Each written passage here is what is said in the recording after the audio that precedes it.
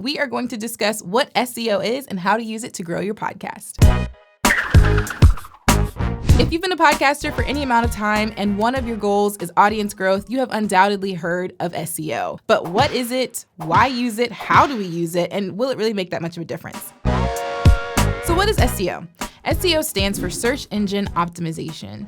Essentially, it's a free marketing strategy which aims to have your site, your page, your content rank as high as possible on search engine results. Ideally, the first page of Google, because what lives on the second page, right? So one of the first things that you can do to get your hands around this SEO thing is to target relevant search terms. So think about your topic, right? The thing that you are talking about on your podcast, and come up with a list of about 10 possible keyword search terms. So if you have a gardening podcast, you might figure out that you want to target fiddle leaf fig, gardening tools, soil, things related to gardening. You're thinking about your audience. What do they need? What do they like? What are they looking for? You can then start to see what are some of the things that people are searching for, looking for. What are some of the questions relevant to that keyword or that search term? From there, you can also look at some of the episodes that you have that have done well if you've already begun podcasting. So if you've got a podcast episode about keeping a fiddle leaf alive for more than a year and people are eating that up, then that helps you know, oh, this is a topic that people really like. Maybe I need to gear this more towards fiddle leaves and not just all kinds of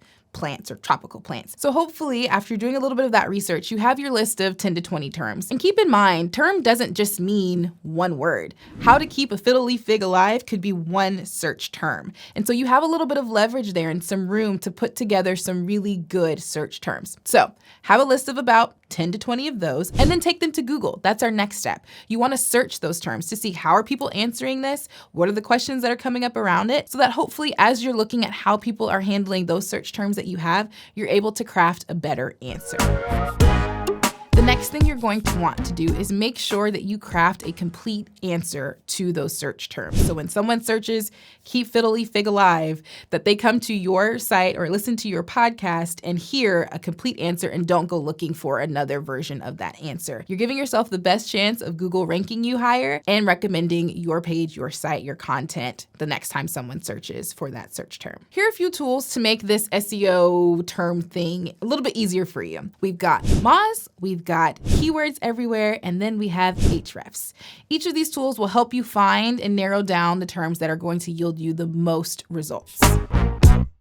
The next thing you're going to want to do to really take advantage of SEO strategy is to make sure that you craft your titles around your keywords. So make sure that there's at least one keyword in your title so that it helps the title actually come up in search results. This is also really important when it comes to podcast listening apps. Listening apps really utilize your title to help pull content that is relevant to a search. Just a slight note about this. While it is important to have a keyword or two in your episode title, let's not get crazy and add 15. At the end of the day, people are deciding to click on your content, not a robot, and so it's not necessarily the best look to have a 3-page long episode title.